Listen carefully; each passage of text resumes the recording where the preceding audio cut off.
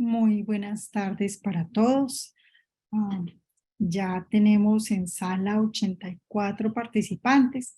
Daremos unos 3 minuticos para dar inicio a nuestra capacitación del día de hoy.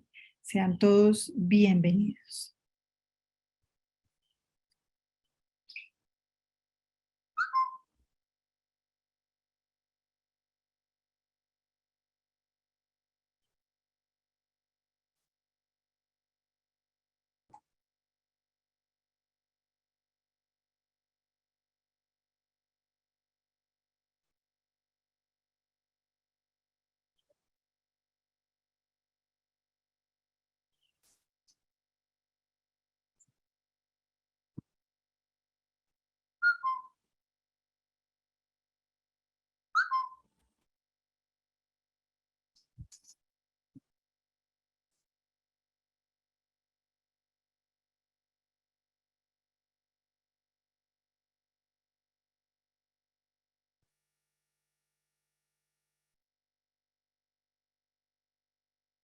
Para quienes recién se están incorporando, los saludamos, les damos la bienvenida y les contamos que en contados instantes daremos inicio. Son las 6:01, a las 6:05 iniciamos.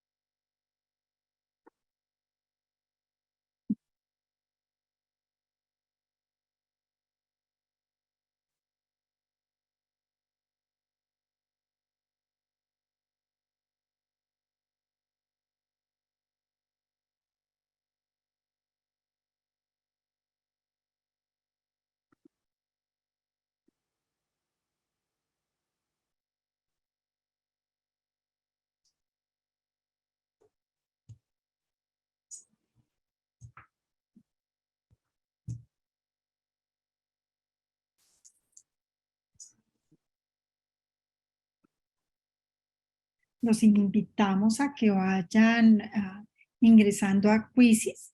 Está la dirección allí. Aún no aparece iniciado el quiz, no se preocupen, solo para que vayan ingresando. Con ese link le dará acceso directamente. Y para quienes quieren el código 458857.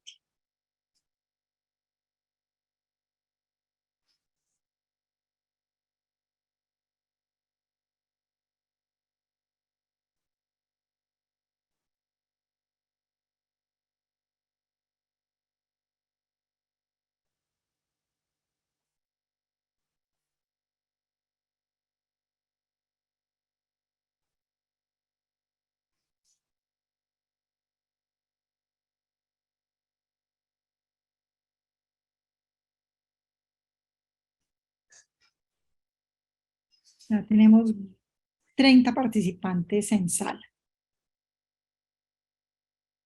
de quizzes.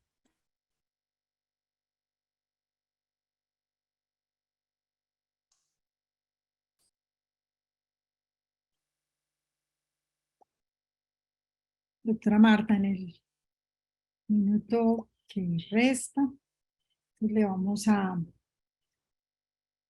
contar a nuestra audiencia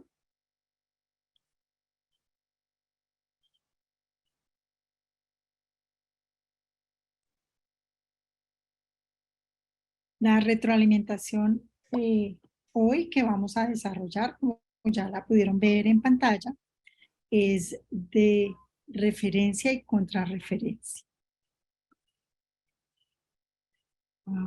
Bueno, 6:05, 6:05, vamos a dar inicio, eh, dándoles la bienvenida. Entonces, en nombre del Colegio Nacional de Bacteriología, en nombre de la Junta Directiva, de los presidentes en las diferentes regiones, de sus juntas directivas, eh, los, les decimos gracias por estar aquí, gracias por creer en este proyecto, por una construcción colectiva de conocimiento. Mi nombre es Emma Isabel Rodríguez y hoy seré el apoyo de la doctora Marta Medina en toda la logística. Y detrás de cámaras está Andrés, quien siempre nos asiste, junto con Angelita. Muchas gracias. Entonces, y con nosotros nuestra anfitriona, nuestra panelista y capacitadora, la doctora Marta Medina. Doctora, un gusto saludarla, doctora Emma. Feliz tarde a usted y a todo el gremio de bacteriólogos, colegas que se reúnen o nos reunimos esta tarde para este espacio de aprendizaje colectivo para el conocimiento de nuestra linda profesión. Sí. Usted bien lo ha dicho. Gracias, doctora Marta. Como lo conversábamos hace un momentico con la doctora Marta, pues la verdad revelada no la tiene nadie y entre todos hacemos la construcción de conocimiento. Y esperamos poder tenerles muchas sorpresas en lo que resta del curso, ¿verdad, doctora Marta? Así será. Bueno, ya tenemos, ¿le parece, doctora Marta? ¿Arrancamos con la retroalimentación? Sí, voy a dejar de compartir. No, déjela compartir tranquila, doctora Marta, no hay problema. Listo, dele. Yo pongo a correr el quiz, ya tenemos 66 personas. Anímense, por favor, tenemos 142 en sala. Queremos más representación en quizzes. La retroalimentación de hoy es muy sencilla y muy corta. Ya tenemos 68 personas, daremos inicio. Bien, voy a compartir antes de nuevamente el enlace por si alguien no se ha dado cuenta que estamos en crisis. Listo. 73 personas. Adelante, muchos éxitos a todos.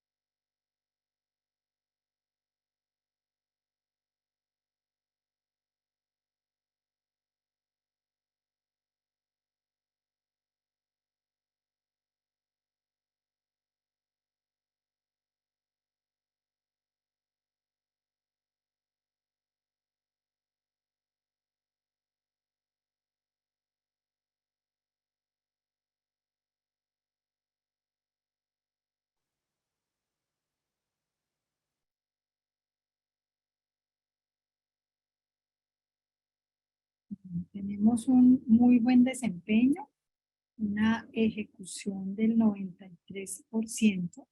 Pues vamos a ver y a dar respuesta, doctora Marta, a las preguntas que de pronto tuvieron mayor dificultad. Vamos a ver ese resumen.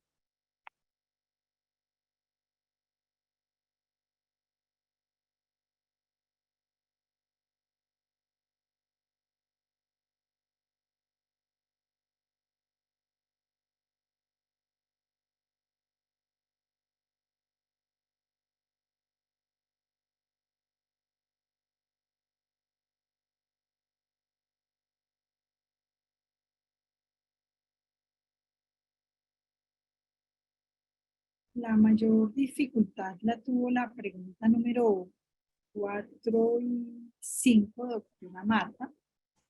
Y la pregunta número 4 es, la trazabilidad comienza con la recepción de muestras y su identificación hasta que se genera el informe del resultado. La anterior afirmación es cierta, falsa, cierta siempre y cuando la trazabilidad sea supervisada por un bacteriólogo. D, falsa porque la resolución 1619 de 2015 no exige que el laboratorio cumpla con trazabilidad. Bueno, la respuesta correcta es la A, que es cierta, porque recordemos que justamente en este criterio de referencia y contrarreferencia, en el criterio justamente en el 4.4, la norma nos pide garantizar a los laboratorios la trazabilidad de las muestras. Y esta trazabilidad comienza desde el momento en que recibimos las muestras en el laboratorio y todo ese paso a paso y secuencia lógica que hacemos en nuestras metodologías de las fases preanalíticas, de las fases analíticas, posanalíticas, hasta que se genera el informe de resultados y llega a manos del paciente o a manos del médico, dependiendo de la situación particular. Es decir, es conocer exactamente qué fue lo que pasó con esa muestra de ese paciente y tener claro, digamos, lo que pasó en cualquier momento, quién intervino, cuándo intervino, cómo intervino, quién tomó la muestra, qué cantidad se tomó, cuántas alícuotas se tomaron o cuántas alícuotas se sacaron de esa muestra, en qué equipo, a qué analizador entró la muestra. Es decir, todo lo que sucedió con esa muestra desde el inicio hasta el final, desde la recepción, como digo, hasta la entrega del informe final. Así que tengamos eso claro porque así debemos garantizar, es más, tenemos un taller pendiente. Allí les compartí en el formato, un formato para que ustedes realizaran ese ejercicio de trazabilidad en sus laboratorios. Y que eso es lo que tenemos que garantizar justamente, tener un procedimiento, por un lado un procedimiento y de allí asociado un registro que dé buena cuenta de que sí lo tenemos implementado. Entonces ahí debemos documentar cada cuánto lo vamos a hacer, cuántas muestras vamos a tomar, de qué manera lo vamos a hacer, si va a ser al azar, en fin. Todo eso debe estar, ese procedimiento debe tener toda esa parte operativa de nuestras trazabilidades documentadas y luego hacerlo así como lo hayamos documentado. Y el formato que les compartí justamente es para ese ejercicio. Muy interesante, doctora Marta, muchas gracias. Adicional, pues es un requisito muy exigente. La otra pregunta es la número 5 y dice, la trazabilidad de las muestras en el laboratorio es importante porque, 1, garantiza que el proceso operativo del laboratorio sea rastreable. B, define responsabilidades.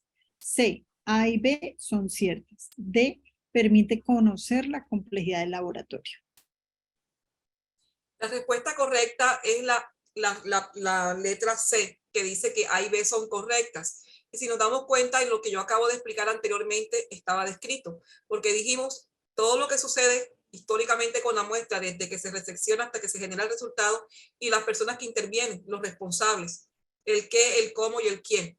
Entonces, es toda esa cadena, digamos, de actividades que suceden con esa muestra, debe quedar así documentada, debe quedar así, siempre garantizarse para en todo tiempo tener garantizada esa rastreabilidad de la muestra. Bueno, y Tenemos como ganadores, en primer lugar, a la doctora Patricia Saravia, en segundo lugar, al doctor John Calderón y en tercer lugar, a la doctora Alicia Gaviria. Felicitaciones.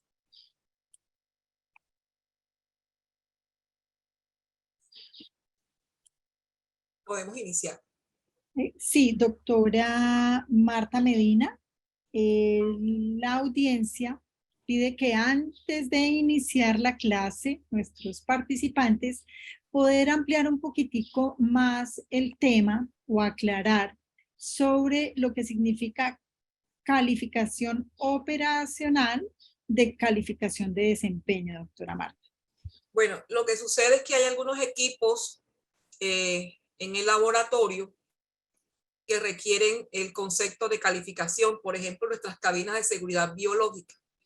Ellas requieren el concepto de calificación y la calificación viene dada por tres aspectos importantes.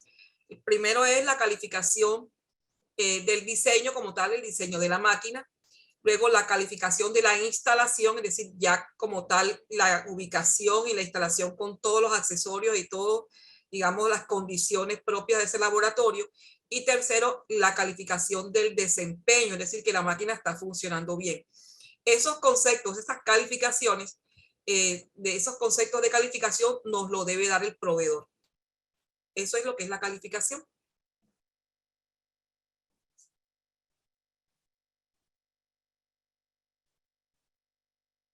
Doctora, no le escucho. Doctora Marta, muchas gracias. Podré, ya damos inicio a nuestra sesión de hoy. Doctora Marta, contémosles a nuestros participantes la clase de hoy y del próximo viernes cómo se desarrollará. Bueno, Mido, muchas gracias. En el día de hoy vamos a revisar el estándar de 5, que es el estándar de bioseguridad y manejo de residuos. Vamos a desarrollar el tema hasta donde alcancemos. Muy probablemente vamos a continuar el viernes, porque seguramente hoy no vamos a alcanzar a terminarlo. Así que entonces lo desarrollaremos en el día de hoy y el día viernes. El día viernes terminaremos y si alcanzamos de una, hacemos la parte de procesos prioritarios, que es el estándar 6. Entonces esa va a ser la dinámica. Tenemos entonces pendiente nuestro taller de trazabilidad. Lo podemos hacer en el siguiente encuentro, en la clase del viernes. Vamos entonces, si no hay otra inquietud, a dar inicio. ¿No hay más preguntas, Doc, en el momento para dar inicio? No, señora. Listo, mi Doc. Entonces, el objetivo de nuestra jornada en el día de hoy es identificar las herramientas para el cumplimiento del estándar de bioseguridad y manejo de residuos, según la resolución 1619 del 2015. Vamos a revisar, como ya dijimos, el estándar de bioseguridad y manejo de residuos, el cual nos viene con 17 DEBs, de los cuales 13 son tipo A, 3 clase B y 1 clase C. Es importante tener claro que lo que nos pide el estándar desde la 1619, el estándar de bioseguridad y manejo de residuos, es todos estos requisitos que están relacionados con la implementación de las medidas, que van a ser unos procedimientos muy básicos de bioseguridad y el manejo de los residuos que nosotros debemos garantizar en el laboratorio de acuerdo a esta normatividad que tenemos vigente. Y recordemos que desde 3100, digamos de una manera general, ya se nos venía pidiendo allí en las condiciones para todos los servicios, en el estándar de procesos prioritarios, exactamente en el criterio 12 se nos pedía que teníamos que tener información documentada en el aseo, la limpieza, la desinfección de las áreas y superficies, en las acciones para prevenir las flebitis infecciosas, químicas y mecánicas en los servicios donde se realicen procedimientos de venopunción. Se nos pide también aspectos de bioseguridad acordes con las condiciones y características del servicio y la descontaminación por derrames de sangre u otros fluidos corporales. Es la única parte en 3100 donde nos hablan de bioseguridad y temas parecidos al manejo de residuos. La única parte. Entonces, es un contexto muy general lo que nos pide aquí 3100. Cuando ya vamos entonces a nuestra 1619, ya va a ser, digamos, de exigencias muy específicas para el servicio de laboratorio clínico, ¿verdad? Entonces, para que vayamos viendo cómo se articula y cómo todo se va quedando muy concatenado de acuerdo a las exigencias que nos va haciendo 3100 y que ya después nos hace 1619. Vamos a iniciar entonces con el criterio 5.1 que nos dice: el laboratorio cuenta con un manual o procedimiento de bioseguridad aprobado, implementado y divulgado. Se trata entonces de que nosotros podamos contar con nuestro manual de bioseguridad como información documentada, que esté aprobado, que esté divulgado y que sobre todo también esté disponible al alcance de los involucrados, del talento humano, y dígame cuál no está involucrado en el manejo de la bioseguridad. Por supuesto, este manual exige que este manual tenga definido o descrito el tipo de muestra que se manipula para asegurar que la especificidad con que se aborde esté directamente relacionado con ese riesgo biológico al que está asociado, al que manejamos en el laboratorio específicamente. En el criterio 5.2 ya pareciera que nos pidieran lo mismo, pero nos lo aterrizan de una manera muy concreta y nos dicen, es un criterio 5.2, es tipo A, de obligatorio cumplimiento, y hago énfasis que es tipo A, porque de aquí se van a desprender una serie de, digamos, de actividades de trabajo grande que hay que hacer en el laboratorio y que es de obligatorio cumplimiento, es de clase A. Y dice así: el manual de bioseguridad tiene un enfoque basado en la identificación, análisis y gestión del riesgo acorde a los agentes biológicos y metodologías que se manejan en el laboratorio. Entonces, mire que hay una claridad, digamos, que tenemos que tener así, pero muy preciso. Nos están pidiendo identificación, análisis y gestión del riesgo asociado a las muestras que manejamos en el laboratorio. Esa frase la quise resaltar allí en ese color. Quédense con esa frase así ahí guardadita. Lo primero que tenemos que tener claro, partamos de que hay que documentar nuestro profesiograma y el perfil vacunal, que lo requerimos tener definido y muy de la mano con seguridad y salud en el trabajo. Ya, eso está claro, lo tenemos que tener. Pero para darle cumplimiento a este criterio, debemos agarrarnos, debemos estudiar, debemos, mejor dicho, exhaustivamente escudriñar el último manual de la OMS en bioseguridad, que es la 4ª edición. Y el regalo que les tenemos es que se los acabamos de presentar a ustedes, compartir a ustedes en el Drive en español. Entonces, sería muy bueno que ustedes le sacaran el máximo provecho a ese manual. Ahí tienen toda la información para trabajar. Entonces, aparte de ese manual de 4ª edición, que es importante para amarrarlo al cumplimiento del criterio, también está el manual de bioseguridad para TBC, que ya lo veníamos manejando desde el 2003, para los casos que aplique. Entonces, utilizar también el manual de bioseguridad para tuberculosis. Hay unos conceptos relacionados de los cuales quiero partir para darle mucha claridad a la manera como ustedes van a darle cumplimiento, a cómo debemos darle cumplimiento a este criterio. Y es la evaluación del riesgo, porque nos están pidiendo ese análisis, esa identificación. Entonces, ¿qué es la evaluación del riesgo? ¿Cómo nos la define textualmente esa 4ª versión de la 4ª edición, perdón, del manual de la OMS?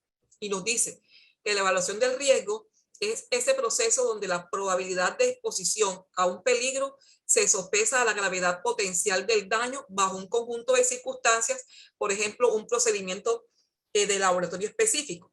Y el objetivo de esa evaluación de riesgo no es otro a que se deba determinar si ese riesgo es aceptable o si es necesario implementar algunas medidas para su control, para su prevención o para mitigar o reducir ese riesgo. Eso es lo que nos está diciendo la OMS en unos conceptos definidos que trae al comienzo el manual. Luego nos define también, me pareció interesante que aclaráramos este concepto de gestión del riesgo biológico, que también nos lo trae. Son todas aquellas actividades de bioseguridad y biocustodia que una organización implementa para administrar y dirigir el control de los peligros y los riesgos biológicos con el objetivo de generar un ambiente seguro, y eso es lo que nos está exigiendo justamente el manual, porque cualquier instalación, digamos, que maneje riesgos o agentes biológicos, si se quiere, tienen la obligación con su personal y con la comunidad misma de realizar una evaluación de riesgo del trabajo que se realiza en ese laboratorio y de seleccionar y aplicar esas medidas de control de riesgos apropiados para reducir esos riesgos precisamente a un nivel aceptable del riesgo. Es decir, el propósito de la evaluación del riesgo no es otro que recopilar información, evaluarla y utilizarla justamente para informar y justificar la implementación de esos procesos, de esos procedimientos y tecnologías para llegar a qué? A controlar los riesgos presentes en el laboratorio. Ahora bien, el análisis de esta información lo que logra es empoderar al laboratorio, crear cultura, ya que brinda una comprensión que es más profunda de los riesgos y acerca de las formas en que pueden verse afectados los trabajadores, los colaboradores. Esto ayuda, como digo, a crear un valor compartido, de la importancia que tienen esos comportamientos de seguridad y de percepciones de la importancia de la seguridad en el laboratorio, y aumenta esa probabilidad de que el personal del laboratorio realice un trabajo de manera segura y mantenga realmente una cultura que cada vez sea una cultura más segura. Ahora bien, es importante también aquí tener en cuenta que cuando nosotros estamos trabajando en salud, aquí es muy difícil que nosotros digamos, por ejemplo, vamos a eliminar el riesgo. Hablar de eliminar el riesgo es muy complicado, prácticamente es imposible para nosotros. Pero lo que sí podemos hacer es determinar si los riesgos iniciales, como decíamos ahorita, esos riesgos, ya sean iniciales o residuales, son aceptables o no son aceptables. Es decir, si requieren controles o si requieren mitigación para poder convertirlos en aceptables y poder, digamos, convivir con ellos. Hay algo muy importante que quiero que tengan en cuenta, y es que cuando las actividades, el personal, los procesos y la tecnología del laboratorio cambian, también cambian los riesgos. Es decir, los riesgos no son estáticos. Los riesgos cambian como cambia la misma organización. Cambia una metodología, ya lo habíamos hablado en otras secciones, cambió la metodología, cambiamos el equipo, hubo cambios en las instalaciones o en la misma infraestructura. Por supuesto, los riesgos me cambian. Aparecen riesgos nuevos, puede que se desaparezcan otros, en fin. Entonces, por esto es importante que esa evaluación de riesgo las estemos haciendo de manera periódica. Esta es una tabla que sacó el Ministerio de Salud el año pasado, es una guía, la guía PSPS03 del 2022. Allí, en este cuadro aparecen los tipos de riesgos que se pueden presentar en el laboratorio. Nos habla de que se pueden presentar riesgos de tipo biológicos, por agentes infecciosos, virus, bacterias, hongos, parásitos, toxinas, etcétera. Riesgos químicos, que pueden ser por reactivos, por productos químicos, otros por desinfectantes o sustancias radiactivas que aplique. O riesgos físicos, las mismas instalaciones del laboratorio, el equipamiento en las instalaciones, la ubicación del laboratorio mismo. O riesgos humanos, por tema de capacitación del personal, de idoneidad o por comportamientos, en algunas veces de negligencia que pudiera tener el talento humano. Entonces, miren, esta tabla es reciente, del año pasado, que la sacaron al final ya de lo que fue la pandemia, en esa guía PSPS03. Pero la norma justamente, y me devuelvo nuevamente aquí a esta parte, identificación, análisis y gestión del riesgo asociado a las muestras que manipulan. Porque entonces esa es la pregunta. ¿De qué manera entonces nosotros vamos en el laboratorio a realizar esa identificación, ese análisis y esa gestión del riesgo asociado a las muestras que manipulamos en el laboratorio? Y recordemos que ya otras veces les he dicho que cuando hablamos en el laboratorio, cuando me hablan a mí de gestión, y en este caso particular que me están hablando de gestión para la evaluación de riesgos en el laboratorio, lo que me están mandando a hacer, y digo así claramente, me lo están mandando a hacer es un ciclo PHBA. Un ciclo PHBA porque justamente en esta cuarta edición del Manual de Bioseguridad en el laboratorio de la OMS, a mí lo que me están diciendo es que basado en el riesgo y en la evidencia, yo debo definir unos procedimientos únicos en el laboratorio para garantizar justamente el manejo, primero la identificación y luego el seguimiento y el manejo de esos riesgos con, lógicamente, su evaluación. Entonces, para yo poder, digamos, realizar esta gestión del riesgo, yo debo hacer un ciclo PHBA con todo lo que conlleva. El manual me pide a mí 5 puntos específicos. Digamos que en esos 5 puntos claves él se centra, que son la recolección de la información, la evaluación de los riesgos, el desarrollo de estrategias para el control de esos riesgos, la selección y la implementación de medidas de control de esos riesgos, la revisión de los riesgos y de las medidas establecidas. Eso es, digamos, son los aspectos, los 5 aspectos en los que se centra el manual, la 4ª edición del manual de la OMS para hacer esa evaluación, esa gestión de la evaluación de los riesgos enmarcados en ese ciclo PHBA. Ahora bien, antes de iniciar el proceso en el laboratorio como tal, el laboratorio debe autocuestionarse, autoevaluarse, autodiagnosticarse. Es decir, revisarse cómo está él frente a, por ejemplo, si conoce el laboratorio la efectividad de las medidas de seguridad que tiene implementadas. Tiene claro el laboratorio, por ejemplo, el nivel de bioseguridad al que pertenece. Sabe ese laboratorio la peligrosidad de los patógenos con los que está entrando en contacto. El laboratorio conoce la manera correcta digamos, el tratamiento y desecho o descarte adecuado del material biológico infeccioso. Tiene el laboratorio clasificado y debidamente organizado las sustancias químicas y los reactivos que se utilizan allí en el laboratorio. ¿Cómo es la seguridad de las instalaciones en el laboratorio? ¿Cómo es la ubicación del laboratorio? ¿Es adecuada con relación, por ejemplo, al entorno, de acuerdo con las labores que él realiza? ¿Tiene el laboratorio identificado los agentes biológicos que están asociados con mayor frecuencia a esas infecciones que se pueden encontrar en el laboratorio? ¿Se tiene claridad de cómo ocurren estas infecciones? ¿Sí sabe cómo puede prevenirlas? Y finalmente, ¿se cuentan con un plan de respuesta ante emergencias? Algunos de los cuestionamientos básicos que el laboratorio deberá hacerse antes de iniciar el trabajo de articulación de lo que nos está pidiendo la Organización Mundial de la Salud en la 4ª edición para darle cumplimiento a nuestro manual o poder actualizar nuestro manual de bioseguridad según esos requisitos que nos pide el criterio 5.2. Entonces, si nosotros queremos revisar lo que nos trae el manual, lo que nos pide el manual de manera muy clara, es que él tiene un enfoque que está basado en la evaluación del riesgo, eso ya lo tenemos claro, y presenta, digamos, una evaluación exhaustiva y transparente de los riesgos. Se basa, digamos, en un marco de evaluación de los riesgos que ya previamente lo veníamos presentando la misma tercera edición, pero aquí ya está de una manera, como digo, más clara, más transparente, la manera como se realiza o se pretende realizar esa evaluación transparente de los riesgos que se le pide a los laboratorios que realicen. Y esto realmente está basado, digamos, en pruebas que permiten equilibrar esas medidas de seguridad con el riesgo real de trabajar con agentes biológicos, casos, digamos, particulares, ejemplos que ustedes van a darse cuenta que trae el manual con procedimientos que se realizan en el laboratorio, digamos, en el día a día del transcurrir del laboratorio.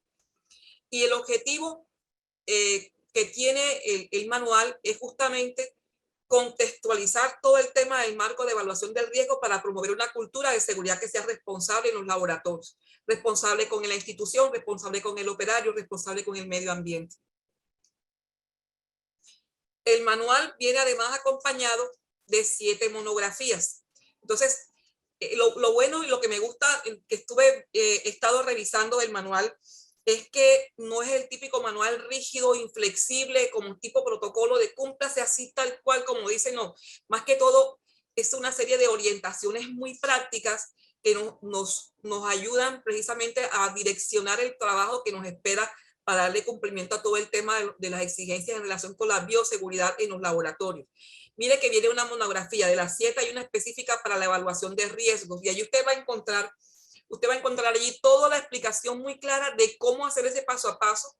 Le van haciendo el acompañamiento de cómo hacer esa evaluación paso a paso para hacer esa evaluación de los riesgos, partiendo desde la identificación, partiendo desde la recolección de la información, que es lo primero que se hace.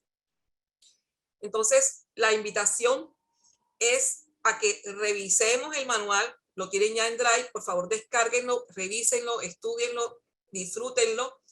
que tenemos trabajo, pero mire que es bueno la manera, la concepción de cómo está hecho el manual es muy amigable. Como digo, no es el típico manual protocolo así, todo inflexible, que es rígido, como no, es muy orientativo y muy práctico, es muy fácil de entender y muy sencillo. También es importante que se cumplan los requisitos básicos de instalaciones en el caso de que se trabaje con un laboratorio de tuberculosis, por ejemplo. Tenemos nuestra guía, que es el Manual de Seguridad para Laboratorios de Tuberculosis, que desde 2013 nos está acompañando. Entonces, estos laboratorios que hacen pruebas de salud pública relacionadas con TBC, saben que entonces tenemos que tener este manual a la mano e implementar el tema de bioseguridad en el manual de bioseguridad con relación a las exigencias puntuales que nos hace en este sentido. Finalmente, para conceptualizar lo que pudiéramos, digamos, documentar en nuestro manual de bioseguridad, debemos tener en cuenta mínimamente que debemos describir en el manual el nivel de seguridad, el nivel de bioseguridad del laboratorio, la evaluación del riesgo, la manipulación de los desechos, las cabinas de seguridad biológica, los equipos de laboratorio, la manipulación segura de las muestras, los planes de contingencia y los procedimientos de emergencia cuando aplique, la desinfección, el transporte de las sustancias infecciosas, las sustancias químicas peligrosas y otros peligros que se puedan presentar en el laboratorio, y no nos olvidemos del perfil vacunal. Bueno, ¿alguna pregunta, Doc? Sí, señora. Para todos los asistentes, los videos van a estar disponibles en la plataforma educativa del CNB y estarán logueados con el correo con los cuales se inscribieron y se les han enviado la información. La doctora Liliana Ocio pregunta acerca de repetir la referencia de la guía de riesgos para el laboratorio clínico, doctora Marta. De la del ministerio.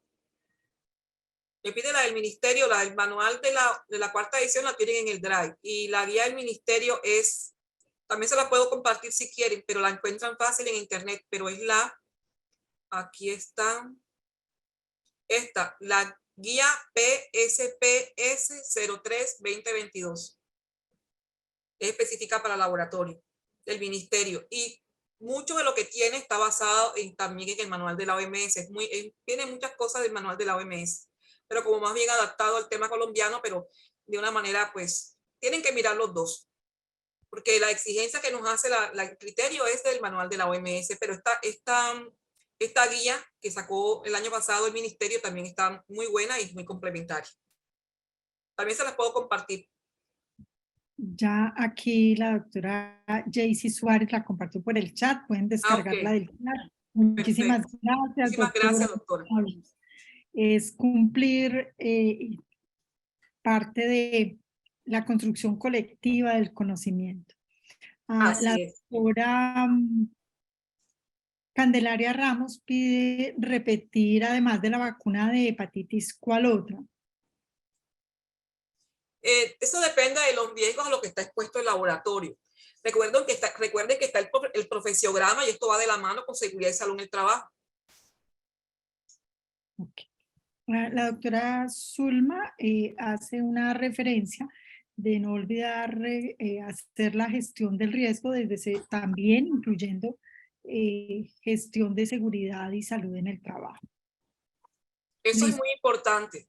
Así es, porque miren cómo se va articulando todo. Ya no se ve un sistema por allá, un sistema por acá. No, uno va viendo cómo todo tiene una razón de ser y cómo sí se va articulando. ¿Alguna otra pregunta, amigo? Ninguna otra pregunta, doctora Marta. Bueno. Vamos al criterio 5.3. Este criterio 5.3 también es de carácter obligatorio, es tipo A, y nos dice: El laboratorio el personal del laboratorio usa los elementos de protección personal acorde a los agentes químicos o biológicos identificados, así como un manejo adecuado para la atención de derrames y evidencia de condiciones de orden, aseo, limpieza y desinfección. Se trata entonces aquí de que tengamos nuestros elementos digamos, de protección personal, los cuales tienen que estar de acuerdo, lógicamente, con las actividades que realizamos en el laboratorio, con estos agentes químicos o biológicos que estamos manejando en el laboratorio. Debemos tener en cuenta, además de todo el tema de las condiciones locativas, el uso del kit antiderrames y su esquema de manejo. Y si trabajamos con tuberculosis, tener también en cuenta que hay un vestido especial que debemos disponer para el trabajo con Mycobacterium tuberculosis.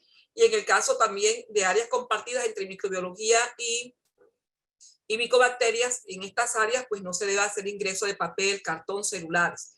Entonces aquí quise presentarles como algo para que fuera muy visual el tema de las condiciones locativas en el laboratorio, lo que no debería ser y lo que sí debe ser: orden, espacio, todo en su lugar y solamente lo que se necesite, con lo que estemos trabajando. Nada de lo que no pertenezca al trabajo debe estar presente en el laboratorio. Entonces, para que lo tengamos muy, muy en cuenta. Aquí, en relación con el kit antiderrame, recordemos que desde 3100 nos pedían allá en el estándar de procesos prioritarios. Queríamos contar con nuestro kit, queríamos tener un procedimiento documentado, es decir, escrito y socializado, que tiene que ser divulgado, que tiene que ser conocido, que tiene que haber adherencia a ese documento, que tiene que estar bajo la custodia de una persona responsable, bajo la custodia de alguien responsable, pero accesible a todo el talento humano. Muy atentos a los vencimientos de estos kits, a los componentes, a las fechas de vencimiento, porque a veces los tenemos ahí y como no lo hemos necesitado, se queda allí, se nos olvida y vamos a usarlo en un momento dado y está vencido alguno de sus elementos. Entonces, muy atentos con el tema del kit antiderrames, aquí no nos vuelven a hacer hincapié. El tema de los usos el uso de los elementos de protección personal, que tienen que ir muy de la mano, exactamente de la mano, con el tipo de actividades que realizamos en el laboratorio, el tipo de agentes a los que estamos expuestos, tanto biológicos como sustancias químicas. Entonces, de acuerdo a esto, tendremos que tener en los diferentes áreas en el laboratorio diferentes tipos de contención que manejar. En el caso del Mycobacterium tuberculosis, mire que se requiere un vestido de trajes de manga larga, antifluido, que sea desechable, y el tapabocas N95. Y mire que el equipo me va a mí a resguardar o a prevenir de evitar digamos, un riesgo específico. En el caso de las batas y de las blusas en el laboratorio, evitan que se contamine la ropa. En el caso de las gafas de máscara, me cuida de un impacto, de una salpicadura. En el caso de una mascarilla respiratoria, me evita que yo vaya a inhalar aerosoles. Y el tema de evitar, mejor dicho, no se debe ingresar ni papel, ni cartón, ni celulares a las áreas de microbiología y de micobacterias. Y no porque lo haya dejado casi de último, prácticamente va a ser lo menos importante. Sabemos que es lo básico, lo elemental y fundamental a la vez en el tema de bioseguridad, garantizar el lavado de manos. Recordemos que digamos, ese paso a paso del lavado de manos debe estar, ese instructivo debe ser público, ubicado en un lugar visible, en todos los lugares visibles que aplique colocarlo, que debe estar socializado, que debemos garantizar las capacitaciones en temas de manejo de lavado de manos y, por supuesto, evaluar la adherencia, porque aquí el tema es de evaluar adherencia. Todos lo conocemos, sabemos los pasos, pero en un momento dado, de verdad, sí lo estamos realizando. Entonces, importante la evaluación de la adherencia al lavado de manos. No bajemos la guardia en eso. Aprendimos mucho en tema desde la pandemia en esa parte. ¿Alguna pregunta, Doc, en el chat? Sí, doctora Marta. Tenemos dos. La doctora Sonja Liliana Lozano dice: la vacuna de hepatitis B sería la que debe ser más aplicada en el personal de salud por el riesgo de accidente con pinchazo de agujas en nuestro ejercicio diario, teniendo en cuenta que la vía de transmisión del virus es por contacto sanguíneo. Muchas gracias, doctora Sonja Liliana. Así es. Sin embargo, es importante ver los profesiogramas y las recomendaciones de seguridad y salud en el trabajo para la protección de los trabajadores y qué tipos de vacunas y qué perfil cada empresa tiene para su personal. Así es, doctor. La doctora Jaycee Suárez pregunta si el kit de derrames se puede tener uno solo o lo ideal es que haya uno en cada servicio, doctor. Servicio, ¿estás hablando de áreas de laboratorio o servicios diferentes al laboratorio? No entendí. Hay dos kits de derrames, ¿no? Para derrame de medicamentos y de rames de riesgo biológico. Doctora Jaycee, si nos aclara para que la doctora Marta pueda documentarla. No hay más preguntas por el momento, doctora Marta. Bueno, hablando de los kits, si me estás hablando sobre que solamente es un laboratorio clínico, una IPS de laboratorio clínico, debe tener su kit de derrames para las muestras, ¿verdad? Para los productos biológicos, para el tema de los sustancias biológicas que se puedan producir a través de ella algún tipo de derrame y los medicamentos y reactivos. Entonces, de acuerdo al derrame, al tipo de derrame, así se deberá manejar y por supuesto que tendrás que tener un kit específico para muestras y un kit específico para los compuestos químicos, para reactivos, para medicamentos. No sé si esa fue la pregunta. Bueno. Ya la doctora Jaycee lo aclaró y dice el kit de derrames, pensando en los servicios de laboratorio, toma de muestras, citopatología y laboratorio clínico. Recordemos que son servicios diferentes, entonces deberíamos tener kit de derrames en cada uno de esos servicios, correcto. Aunque la toma de muestra haga parte en ese momento del laboratorio, debe tener su propio kit de derrames porque estamos hablando de un tema de, digamos, de alcance, de movimiento, de facilitar. Entonces sí debería tener su propio kit. Gracias, doctora Marta. Bueno, el criterio 5.4 también es un criterio de obligatorio cumplimiento tipo A y nos dice: el laboratorio cuenta con cabinas de seguridad biológica para el manejo y procesamiento de muestras infecciosas. El laboratorio debe asegurar que realiza procedimientos técnicos para el manejo adecuado de los agentes infecciosos que manejan para la seguridad de las muestras, el personal y el medio ambiente, así como las cabinas de bioseguridad biológica que cuenten con intervenciones metrológicas correspondientes. Pero lo primero es tener claro, para seleccionar la cabina que requerimos en nuestro laboratorio, saber cuál es el nivel de contención que nosotros requerimos. En los laboratorios, nuestros laboratorios requieren de cabinas de bioseguridad clase 2. Eso es lo primero que tenemos que tener claro, según la tabla que les estoy presentando.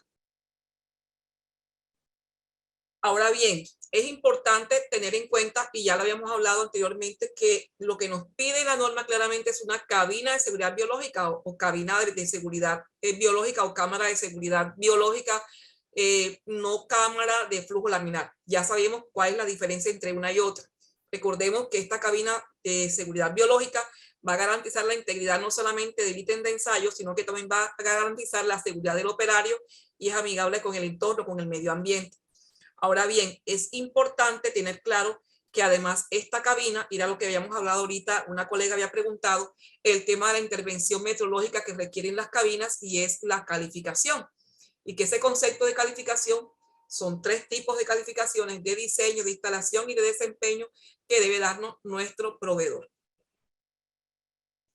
El criterio 5.5, que también es de obligatorio cumplimiento, nos dice: el laboratorio tiene un plan o manual para la gestión integral de residuos generados en sus diferentes secciones y ambientes de trabajo, ajustado a su caracterización del riesgo y de acuerdo a la normatividad vigente.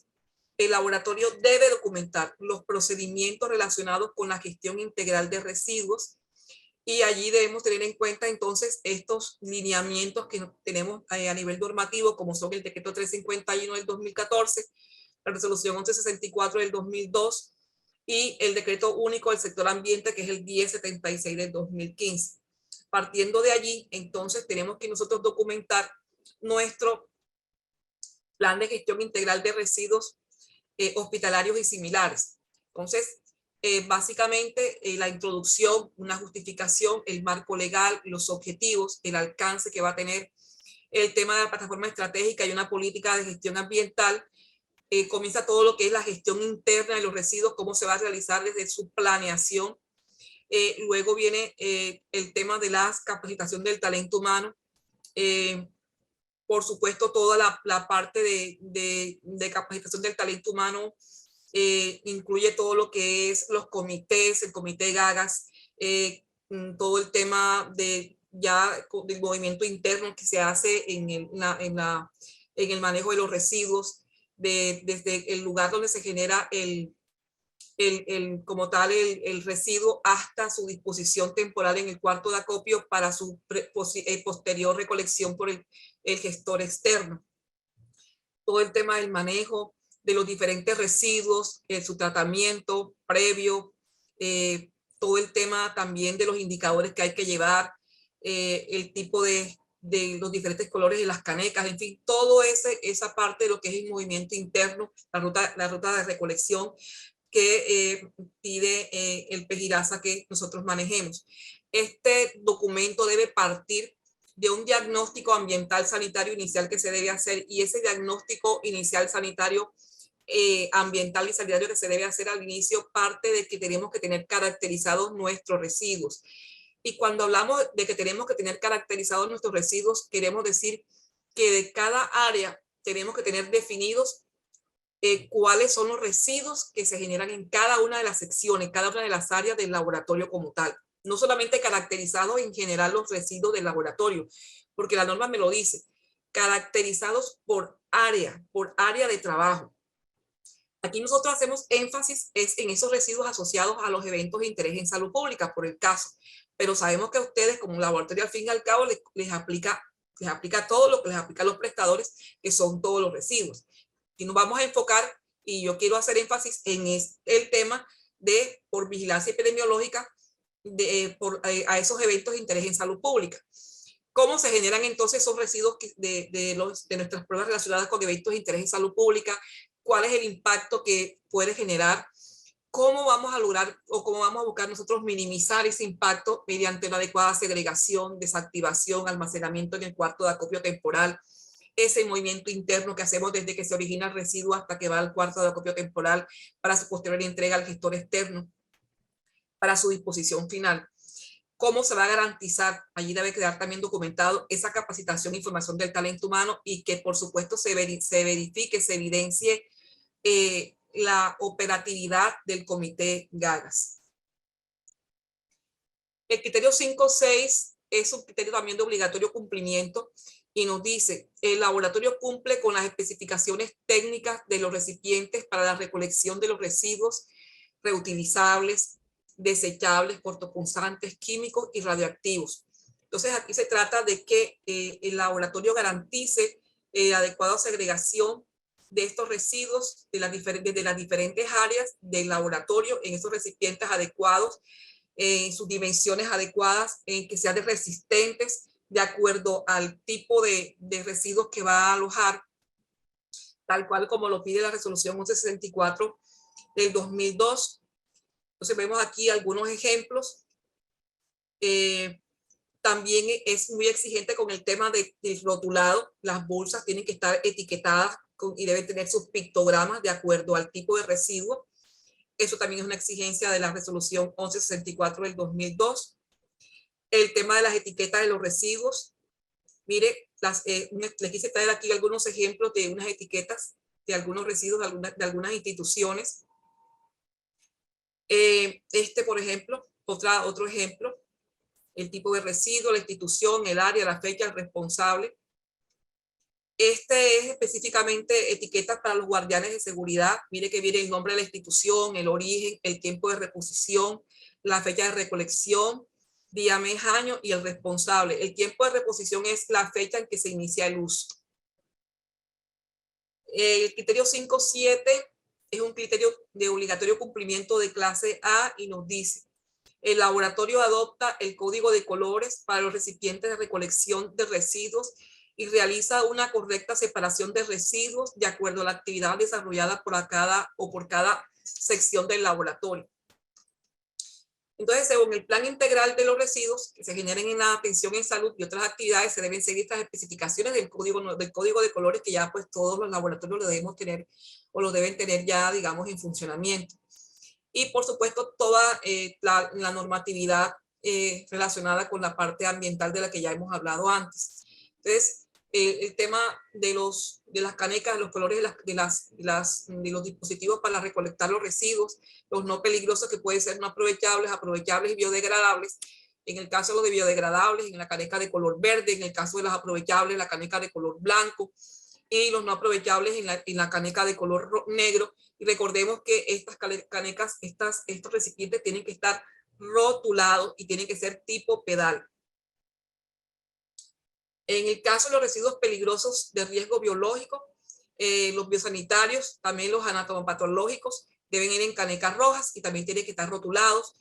Nuestros cortopunzantes rotulados igualmente en caneca roja.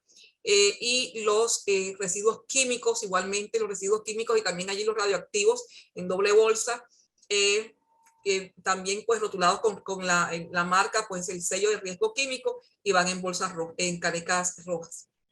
¿Alguna pregunta, Doc? Sí, doctora Marta. Tenemos preguntas en el área técnica. ¿Es obligatorio el uso de gorro? ¿Hay alguna norma que lo describa? La norma te pide que garantice la bioseguridad. Listo. La doctora María Eugenia Mondragón dice: si en el laboratorio solamente se realizan vaciloscopias, ¿se debe tener cabina de seguridad? Sí, para el manejo pues si todavía estamos manejando láminas, que ya recordemos que se está pidiendo implementar biología molecular, pero si todavía estamos trabajando de esa manera, sí, hay que usar cabina para el montaje de esta prueba. La doctora Yolaides Molina: en la gestión de residuos también debemos, perdón un segundito, en la gestión de residuos también debemos tener incluido un plan de contingencia en caso de que las empresas recolectoras en algún caso no puedan cumplir. Sí, doctora, vamos a hablar de eso enseguida. Ahorita me lo pide un criterio más adelante. Así es. Sí, ya vamos a hablar ya de eso. No se preocupe. Todos los recipientes, la doctora Mayra Contreras, ¿todos los recipientes deben ser de pedal? Sí, los recipientes de colectores deben ser tipo pedal. ¿Por qué? La norma no me dice que tiene que ser tipo pedal, pero me habla de bioseguridad. No, yo creo que la 1164 sí me dice que sea tipo pedal. Por razones de bioseguridad tiene que ser tipo pedal. No es lo mismo un recipiente que tú abras con la mano para depositar allí la basura a uno que con el pie. Sí, es más, si para los lavamanos nos están casi que exigiendo que no los abramos con nuestras propias manos, que las puertas del laboratorio se puedan abrir con este tipo de resortes para no tocarlas con las manos, no manipularlas. Cuanto más un recipiente donde vamos a alojar residuos. Tiene que ser tipo pedal. La doctora Sonja Liliana Lozano: ¿el uso de equipos que destruyen las agujas es aceptado o solo el uso de guardianes? Destructores de agujas. Sí, hay unos destructores, doctora Marta, que lo hace a altas temperaturas, pero estaban contraindicados por el tema de aerosoles. El tema de aerosoles y por el tema también del calor que produce. Entonces, sí, la norma me habla a mí de guardianes de seguridad. No nos compliquemos con eso. La doctora Lina María Clavijo: ¿las cabinas tienen alguna certificación especial o qué documentación se debe tener para ellas? La documentación que te debe dar tu proveedor y que debe venir todo el tema de manual instructivo, todo esto, cómo se limpia, cómo se le hace asepsia, los cambios del filtro EPA, todo ese tema, y que debe venir con su calificación de diseño, de instalación y de desempeño. La doctora Sandra Tovar. ¿Las uñas está prohibido maquillarlas? La verdad es que a veces he visto unas uñas más largas que las que yo tengo. Muy largas. Y uno dice, ¿cómo trabajan? ¿Cómo trabajan en el laboratorio con esas uñas tan largas? Y los guantes, o sea, yo pienso que es un riesgo porque se puede romper fácilmente el guante. Yo qué sé, no me parece que sea práctico el trabajo con uñas largas en el laboratorio. Y es que como nosotros, digamos, el pintarlas no es tanto el problema, porque nosotros lavamos las manos, secamos y colocamos guantes. Pero el tema es que están largas y trabajar con esas uñas largas, aunque tengamos guantes puestos, pienso que no es como muy funcional. Todo el que toca guitarra y trabaja en el laboratorio debe tener las uñas cortas. La doctora Amparo del Carmen pregunta sobre qué tipos de recipientes debemos tener en toma de muestra y en áreas de proceso del laboratorio clínico. En toma de muestra, tu caneca roja, por supuesto, y tienes que tener otras canecas porque también se puede presentar otro tipo de residuos. O sea, eso depende de los residuos que tú vas a manejar en el área. ¿Qué residuos manejas? Te pregunto yo. Y de acuerdo a eso, ahí tienen la respuesta. La doctora Zulma García hace un comentario acerca que la baciloscopia directa en esputo no requiere concentración de la muestra, por tanto, el riesgo es bajo. Se requiere renovación de aire mediante ventilación natural o mecánica, uso de elementos de protección personal, mechero de Bunsen y buenas prácticas de laboratorio EPLs. Gracias, doctora Zulma. La doctora Piedad Marcela Perilla, un abrazo gigante. Los residuos anatomopatológicos, reactivos y biológicos deben ir en diferente recipiente de bolsa roja. Sí, ellos se almacenan aparte en bolsa roja, doble bolsa roja. Algunos ya no están utilizando congelación para los anatomopatológicos, sino estos geles gelificantes. Estas sustancias gelificantes, esto yo pienso que se tiene que manejar directamente con el gestor externo, quien te puede decir la manera adecuada como lo están manejando ellos. Pero sí deben estar, no deben mezclarse, o sea, los residuos, ya hablamos de que tienen que estar caracterizados, entonces desde el hecho de que estén caracterizados ya no podemos tenerlos mezclados, ni siquiera entre las áreas propias del laboratorio, es decir, mis residuos de hematología están aparte de mis residuos de química, de mis residuos de inmunología, porque los tengo caracterizados, los tengo en bolsas separadas, y eso lo necesito justamente para el RESPEL, porque cuando ustedes van a cargar la información en el RESPEL, les piden todo eso. ¿Cómo lo van a hacer si no lo caracterizan? Entonces, por eso es importante tenerlo caracterizado. La doctora Nora Isabel Rueda hace una invitación a ver el manual de seguridad de tuberculosis para tener la contención de los riesgos frente a lo comentado por la doctora Zulma. La doctora Carmen España refiere en los laboratorios que no montan cultivos, ¿es necesario la cabina de bioseguridad? Si no muestra cultivo, pero lo requieres si montas TBC, lo necesitas, ya lo dijimos. Si no haces ningún tipo de cultivos ni haces TBC, no requieres cabina. Recordemos que es para el manejo de infecciosas. La doctora Elsa Barbosa, en una hermosísima región del Meta, Puerto Gaitán, nos comenta frente a las uñas, norma básica en microbiología, uñas cortas, limpias y sin esmalte. La doctora Yuli Marcela Parra, en el curso de OPS, lavado de manos, recomiendan uñas cortas, menos de 0,5 de leche ungueal y sin maquillaje porque allí guardan residuos. Gracias. Gracias, doctora. Sí, la evidencia, la evidencia. Señor. Ok.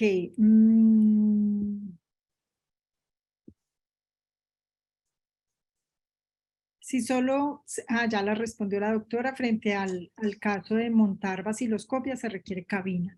Listo, doctora, no hay más preguntas hasta el momento. Bueno.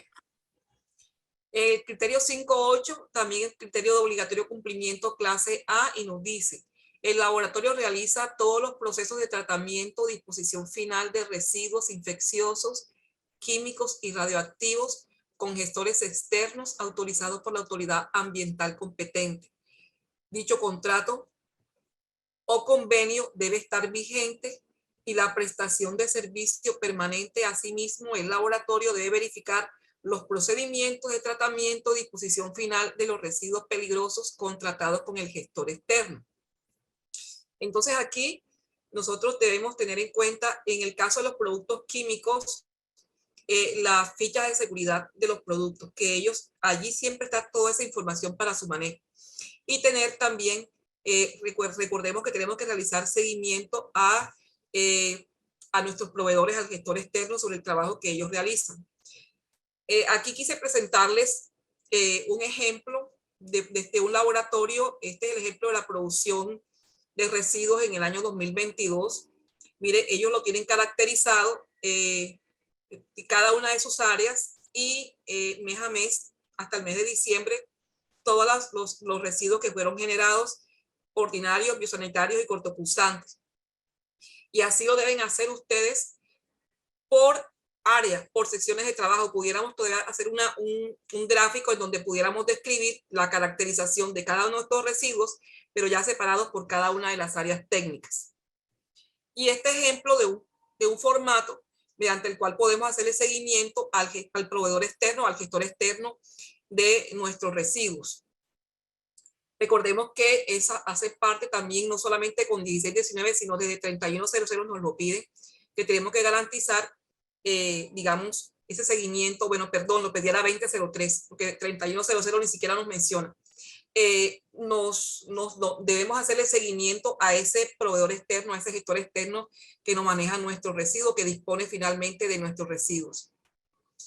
El criterio 5.9 es ya clase B y nos dice, el laboratorio realiza el pretratamiento in situ de los residuos como medida de bioseguridad o principio de precaución de impacto ambiental. Se trata aquí entonces de que nosotros definamos si vamos a hacer una desactivación de alta eficiencia o de baja eficiencia. Eso lo define el laboratorio y lo debe definir de acuerdo a, digamos, a los agentes biológicos a lo que está expuesto, de acuerdo a las instalaciones del laboratorio, de acuerdo a las propias condiciones del laboratorio, definir si va a ser alta, digamos, desactivación de alta eficiencia o de baja eficiencia, porque si es de alta eficiencia, recordemos que el tema de las autoclaves es muy complicado en el sentido de todo el tema de infraestructura que se requiere, las instalaciones que se requiere, que tienen que estar separadas, muy bien separadas del resto de las áreas de trabajo, por los olores que allí se desprenden, por el tema también del calor que se genera y que puede afectar a otros equipos.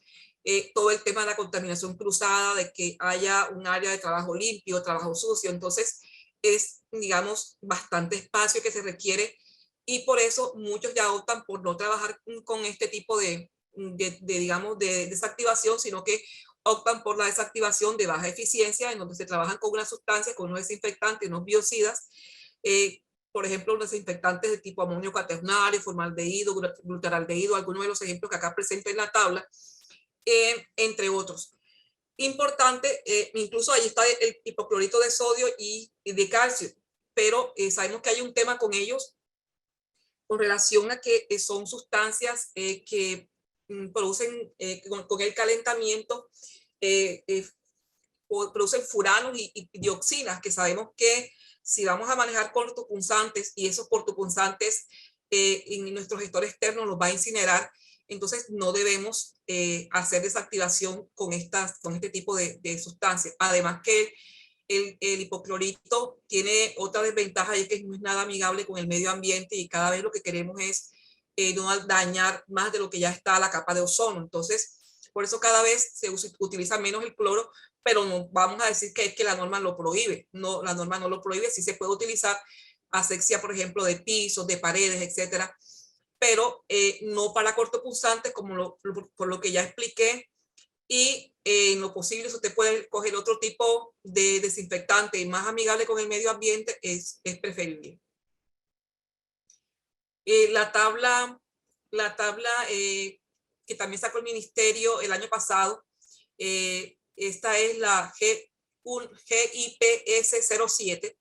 Allí en esta tabla, mire, en esta tabla que nos sacan esta guía GIPS 07, nos muestra unos desinfectantes virucidas y frente al compuesto me dice cuál es la concentración que se debe utilizar y el nivel de desinfección y su afinidad por virus, por ejemplo, lipofílicos o hidrofílicos, para que se trabajen en el laboratorio, dependiendo de la actividad. Y esta es una tabla del INVIMA también, mire que presenta el trabajo con el cloro, qué proceso se puede utilizar, para qué proceso se puede utilizar el cloro y la concentración requerida. Entonces, no es que la norma no lo permita, pero por ser amigables con el medio ambiente, por el tema de, digamos, de evitar, pues, alterar más la capa de ozono, y porque no lo podemos usar tampoco para cortopunzantes. Incluso hay personas que son muy alérgicas al cloro, a los vapores del cloro. Es mejor no utilizar. Y hacer énfasis en esto que les decía, que si vamos a desactivar por baja eficiencia, tener en cuenta que los residuos cortopunzantes definitivamente no podemos usar el hipoclorito de sodio por el tema de las dioxinas y de los furanos que se producen, gases que se producen cuando se calientan, ¿no? En la incineración. ¿Alguna pregunta, Doc, en el chat? Sí, doctora Marta. ¿Cuál es la forma adecuada de descartar los tubos con gel? Los amarillitos, los que vienen con el gel que separan. Sí, señora. Esos tubos, igual que incluso los otros que son más todavía más,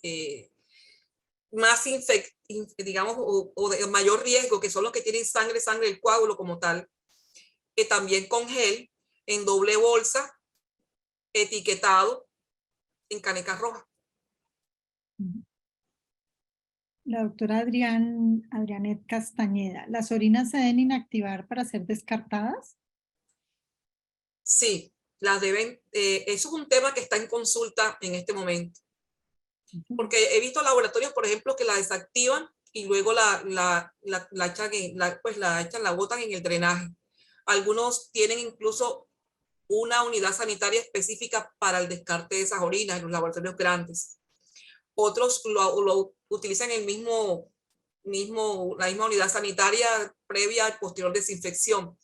Esto es un tema que está en consulta. Como decía la doctora Emma al comienzo, no tenemos todo dicho, la última palabra no se ha dicho. Ese es un tema que está en consulta. ¿Alguna otra pregunta, doctor? Sí, señora. La doctora Liliana Amparo Londoño dice, ¿es necesario desactivar los cortopunzantes si se van a entregar al proveedor para que los incinere? Sí, sí se deben desactivar, pero recordemos que no debemos utilizar hipoclorito de sodio. Ahora bien, siempre hay que dialogar con el gestor externo. El gestor externo le dice, no me lo desactive, déjemelos así, llene 3/4 partes, selle bien y entregue. Así lo hacemos. Pero si se requiere que desactivemos, lo debemos hacer. O sea, siempre también tratemos de acordar con ellos, de dejarnos orientar por ellos también. Las muestras, la doctora Angelis Vázquez, ¿las muestras de secreción respiratoria se deben inactivar o se descartan en doble bolsa roja?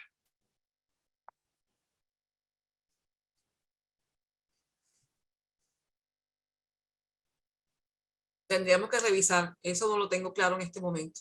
Tenemos que revisar bien esa parte.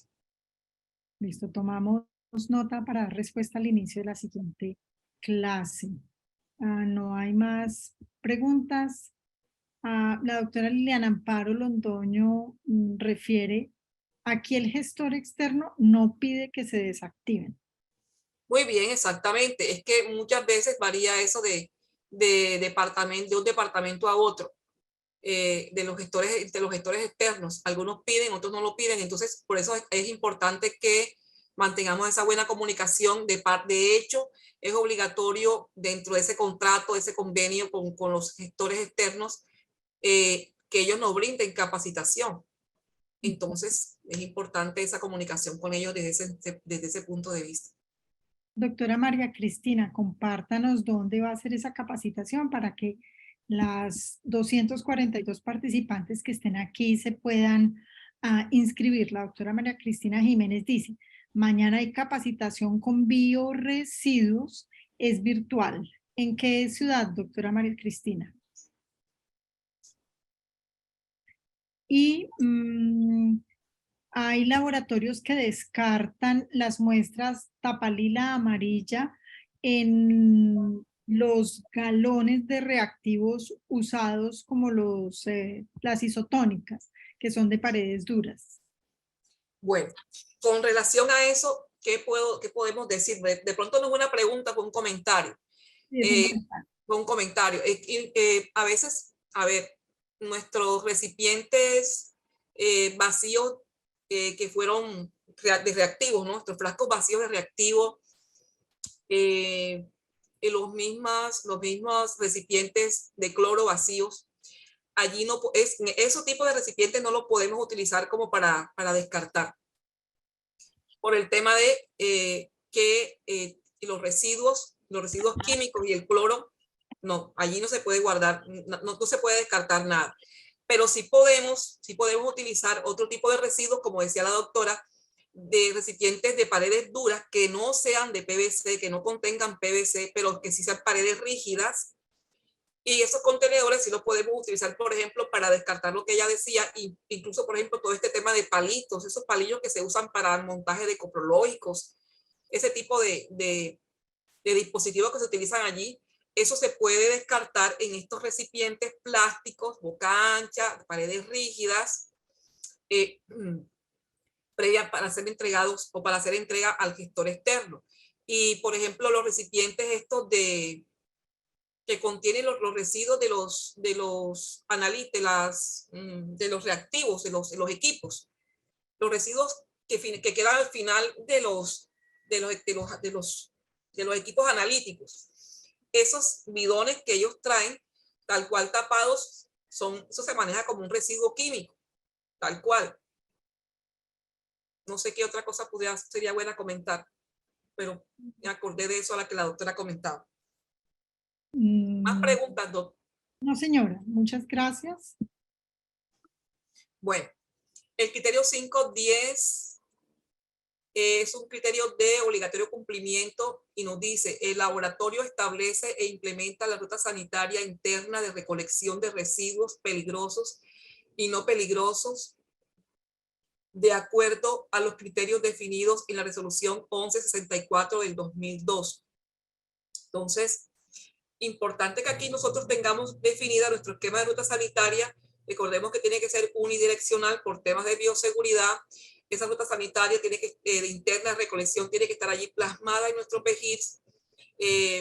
Debe contener las franjas horarias, el tipo de residuo que se transporta, la frecuencia, los horarios, el mecanismo de transporte al cuarto almacenamiento o acopio temporal, es decir, de cómo transportamos ese residuo desde allí, desde el punto donde se genera hasta el cuarto de acopio temporal previa recolección del gestor externo. Y mire que no se puede transportar en bolsas en la mano, eso no se debe hacer, siempre el movimiento interno se debe hacer en los carros transportadores. También definir los responsables y los elementos de protección personal según aplique.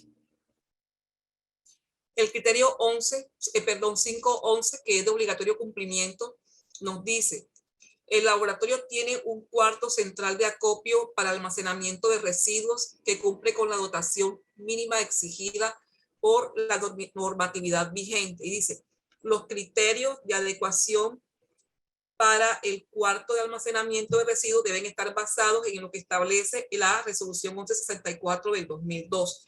Sabemos que nuestro cuarto de almacenamiento temporal de residuos, acopio de residuos, tiene que estar aislado de los procesos asistenciales. Eso es lo primero. Que tiene que tener un acceso restringido con elementos de señalización, que tiene que estar cubierto y protegido de lluvias, que tiene que tener iluminación y ventilación adecuadas, que sus paredes deben ser lisas para que sea fácil la limpieza, fácil su mantenimiento, que los pisos deben ser resistentes, que deben ser lavables, con una ligera pendiente al interior precisamente para que facilite la limpieza, el lavado. Debe contar con un equipo extintor de incendios vigente, debe tener su acometida de agua, debe contar con drenajes para el lavado. Importante que contengan esos elementos que impidan el acceso a los vectores, a los roedores. Y la ubicación del recipiente de los residuos infecciosos debe estar en un espacio diferente a los demás residuos. Ya, eso es importante que lo tengamos en cuenta. Normalmente uno no ve esa segregación adecuada allí al final, en ese cuarto de acopio, pero para que lo tengamos muy pendiente. ¿Alguna pregunta, Doc? No, doctora Marta. Bueno, parece que hemos avanzado bastante. Yo pensé que íbamos a demorarnos más, pero veo que vamos muy bien. El criterio 512, que es de obligatorio cumplimiento, nos dice: el laboratorio cumple con el adecuado etiquetado de residuos para ser entregados a los gestores externos. Entonces, aquí se trata que nosotros podamos cumplir con todo ese tema de etiquetado de residuos, porque recordemos que esto es lo que nos va a permitir a nosotros garantizar esa trazabilidad del residuo. Por eso es importante esa caracterización del residuo en cada una de las secciones del laboratorio: el tipo de residuo, la institución, el área, la fecha, el responsable. El criterio 513, que es un criterio clase B, nos dice: el laboratorio diligencia los registros de cuantificación de residuos, y ya sabemos que nuestro famoso RH1, que todos conocemos, que todos manejamos. Aquí solamente quise traerlo por este ejemplo. Ya yo sé que todos ustedes manejan eso con mucho juicio. El criterio 514 es un criterio de mejoramiento, es clase C, y nos dice: el laboratorio cuenta con la caracterización de aguas residuales mediante el laboratorio acreditado por el IDEAM y toma acciones frente a sus resultados. Asimismo, cuenta con permisos para emisiones atmosféricas según aplique. Entonces, aquí tenemos la exigencia del decreto 1076 del 2015 y la resolución 631 del 2015, que es la resolución que la maneja el tema de los vertimientos. Entonces, aquí es importante aclarar, porque me dice según aplique. Entonces, este tema de los permisos de emisiones atmosféricas aplica en el caso de que el laboratorio tengamos hornos, calderas, ese tipo de, digamos, de equipos fijos, pero si no manejamos esa emisión de gases, pues definitivamente no tenemos por qué tener permiso de emisiones atmosféricas. Pero sí, definitivamente debemos tener la caracterización de nuestras aguas residuales para darle cumplimiento a la exigencia normativa. Y que este laboratorio que nos haga este servicio, este proveedor, debe estar acreditado por el IDEA. El criterio 515 es un criterio clase B y nos dice: el laboratorio cuenta con un plan de contingencias para el manejo de residuos ante accidente o cualquier eventualidad, como falta de contrato para la recolección de residuos, falta de personal para realizar la ruta sanitaria, falta de suministro de bolsas acorde con el código de colores, entre otras. Aquí lo que nos pide la norma es implementar toda esta exigencia bajo lo que nos exige el decreto 1076 del 2015. Entonces, debemos tener un plan de contingencia como parte integral y que debe estar documentado allí en nuestro PEGIRS, y que debe contemplar cuáles son esas acciones, cuáles serán esas estrategias que nosotros vamos a implementar en situaciones de emergencia, como por ejemplo el caso de manejo de residuos hospitalarios y similares para el evento que nos puedan suceder, como pudieran ser: se rompió la bolsa, hay una inundación o un derrame de sustancias infecciosas, o ante un sismo o ante un incendio. Como decía la doctora, hay una de las preguntas que nos hacía era que si teníamos que tener planes de contingencia. Otro de los planes de contingencia que no lo contemplé aquí en la diapositiva, pero que tenemos que tenerlo muy en cuenta, es cuando se aumenta, hay un aumento desmesurado de pruebas, por ejemplo. ¿Qué sucede en un laboratorio si hay un aumento desmesurado de pruebas? Eso nos lo piden por allá cuando estamos en organización y gestión, en el criterio, en el estándar 1. Entonces recordemos que allá habíamos hablado que tenemos que tener unos laboratorios de referencia en esos casos. También nos hablaban de contingencia por talento, cuando falta un talento humano, también cómo se maneja. Pero aquí nos están pidiendo es específicamente con relación a, relacionado directamente con el tema del manejo de los residuos. ¿Qué otra contingencia, además de la ruptura de la bolsa, de las inundaciones, de los derrames por sustancias infecciosas o sismos o incendios se pudieran presentar con el tema de los residuos? ¿Qué se pudiera presentar? Resulta que, ¿cómo manejaría yo, por ejemplo, si mi gestor externo no me recoge, me deja de recoger, no viene y me recoge mis residuos? Entonces, ahí yo también tengo que tener una acción de contingencia, un plan de contingencia frente a esa falta de recolección por parte de, o el cumplimiento de recolección de los residuos por parte del gestor externo. Yo debo documentar también cómo lo haría. ¿Qué puedo sugerir yo en este aspecto? Se pueden tener varias opciones. De hecho, esto debe conversarse con el mismo proveedor, porque cuando ellos también les exigen que también tengan plan A, B y C. Cuando por algunas circunstancias ellos fallan, entre ellos también con otros gestores tienen acuerdos o convenios. ¿Para qué? Para cumplirle al cliente en un momento dado. Entonces, eso también debe quedar documentado dentro del convenio. En el caso de que yo como gestor externo, por alguna circunstancia de fuerza mayor, no cumpla, por ejemplo, con recogerle sus residuos, contamos con el apoyo de, y eso debe quedar documentado. Otra manera también puede ser que el prestador garantice en tus instalaciones que tiene capacidad de acopio durante 7 días más para que dé tiempo de que el gestor externo solucione la problemática que tiene. Mientras tanto vaya pensando y llamando y gestionando otro gestor, por ejemplo, otro plan, ¿verdad? Pero que podamos disponer de esa capacidad para los que lo puedan tener, de tener, digamos, capacidad de acopio durante 7 días más mientras se soluciona el tema con el proveedor, nuestro gestor externo. También es una manera de documentar lo que pudiéramos hacer en caso de un fallo de nuestro servicio de proveedor externo para la recolección de residuos. ¿Alguna pregunta, Doc? Sí, Doc.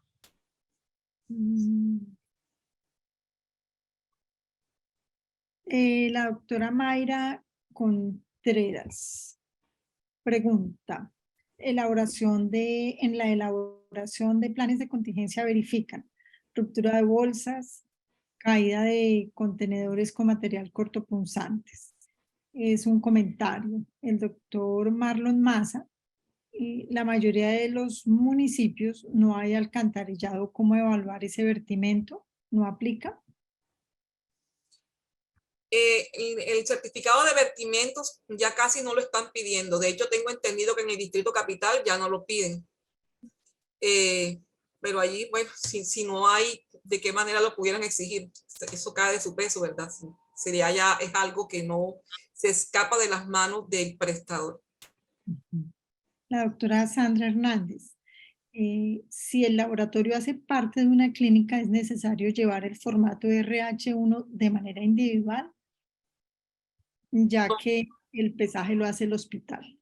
Doctora, lo que sucede es que como la norma nos pide que tengamos caracterizados nuestros residuos, no es que sea, digamos, uno diferente, sino que se complementa, hace parte de los residuos de la institución mayor.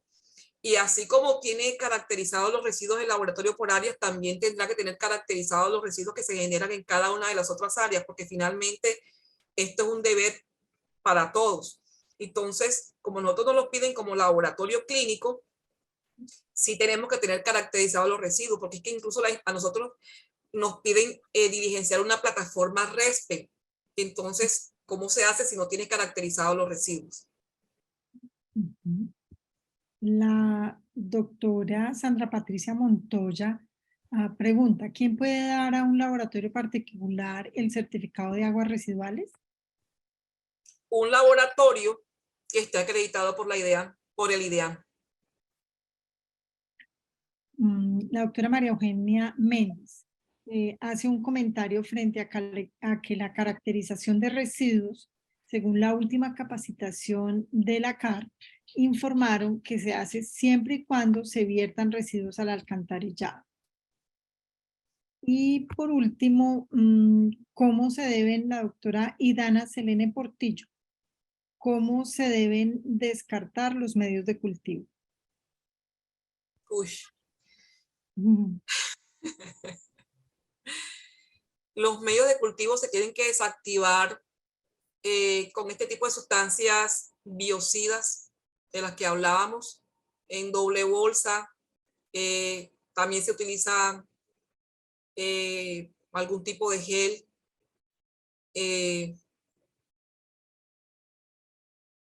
Habría que clarificar más el tema, ampliar más el tema. Ok.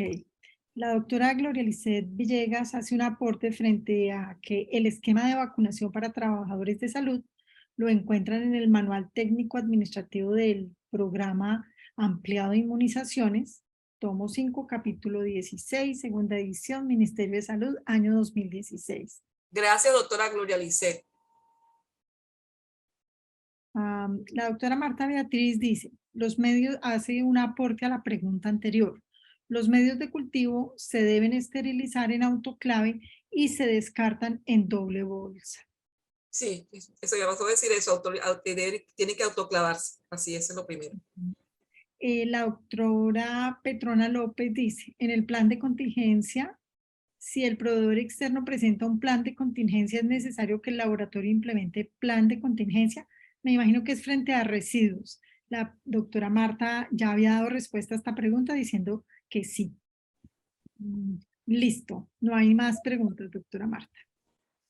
Bueno, el criterio 15-16, que es de obligatorio cumplimiento, nos dice, las instalaciones del laboratorio disponen de duchas, lavamanos y lavaojos de fácil acceso para el personal, funcionales y con control de funcionamiento. Si se usan medios para lavado de ojos, se usan kits portátiles, estos deben estar vigentes y disponibles. Bueno, ya habíamos aclarado este criterio, habíamos hecho esa precisión de que 16-19 nos pide contar tanto con ducha lavaojos como con ducha de seguridad, que las podemos tener integradas, que las podemos tener separadas, pero nos piden las dos duchas. Lo importante de cumplir con las duchas no solamente es tenerlas, sino que estén ubicadas estratégicamente, libres de obstáculos, que sean accesibles desde todo punto de vista, para precisamente que puedan cumplir la misión que requiere. Importante su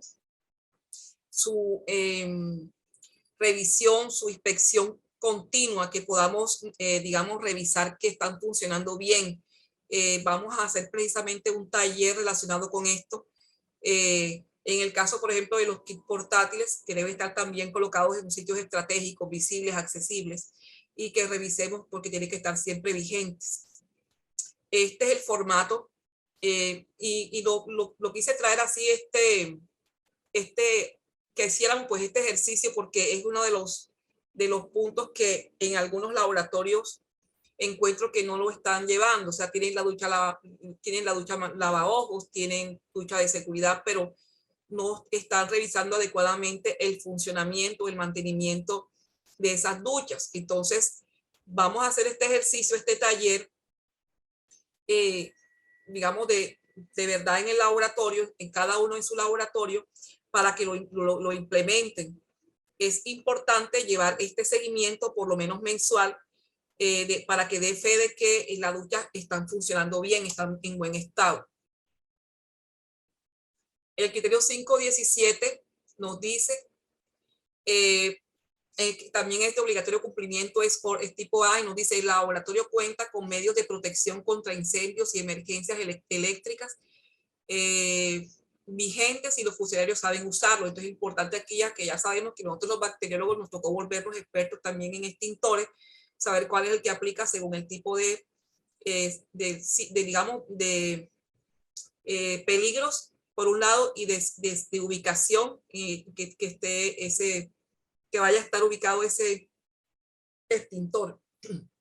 Entonces, De acuerdo a esa área donde se encuentra ubicado y al tipo de, digamos, de riesgo, es el que vamos a definir el tipo de extintor, aunque hay unos que también son multipropósitos. Entonces, es importante que estos equipos estén vigentes y, mucho más importante, que el talento humano esté capacitado en su uso y manejo, porque en el momento de verdad es cuando, ¿verdad?, sabremos realmente si podemos darle el uso que se requiere en estos casos.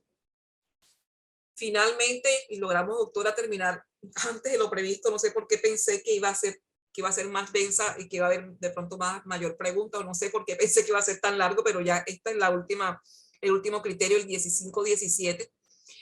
Cerrar que tenemos en cuenta que aquí la normatividad que nos exigen para el cumplimiento del estándar o para montar exitosamente el estándar es una normatividad bastante densa. Entonces, tenemos que estar muy atentos a revisar todos estos documentos, el decreto 351 del 2014, que, por ejemplo, nos habla sobre todo el tema de la gestión integral de los residuos generados en la atención en salud, el decreto 1076, que es el decreto único reglamentario del sector ambiente, el del 631, la resolución 631 del 2015, que es el permiso de los vertimientos, que en muchos sitios en muchas ciudades ya no lo están pidiendo, y nuestra resolución 1164 del 2002.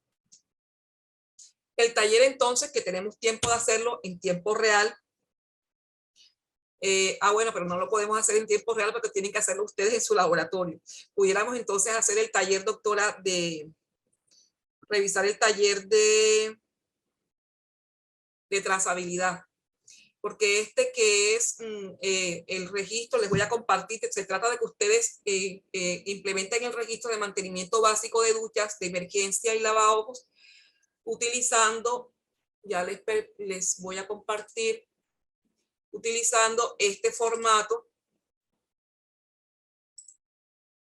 Se llama registro de mantenimiento básico de duchas de emergencia y lavaojos. Entonces dice persona que realiza el registro, el nombre, apellido, que sea legible, preferiblemente letras mayúsculas, la actividad verificada, la actividad por verificar, la condición observada, la fecha y la firma.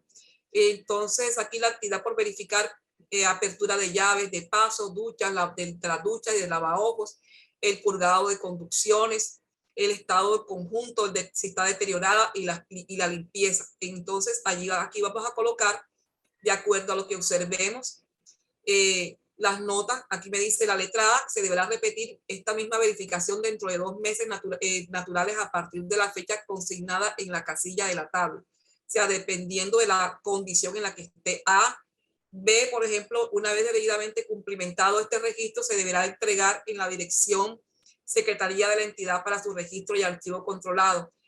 La letra C, en la casilla condición observada, se deberá plasmar uno de los siguientes códigos. Entonces, 1, sin ningún problema o situación correcta, aquí en la casilla de condición observada. 2, si sale agua y está muy sucia. 3, si no sale agua.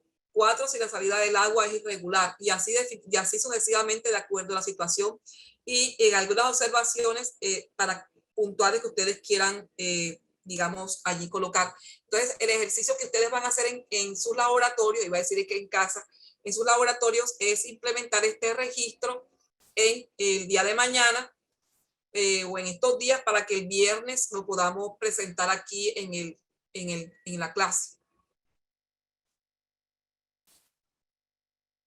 Doctora Marta, hay unas preguntas que le damos respuesta, y el taller lo envían al correo electrónico sede nacional, ya se los vamos a escribir, sedenacional@cnbcolombia.org. Las preguntas son las siguientes, doctora Marta.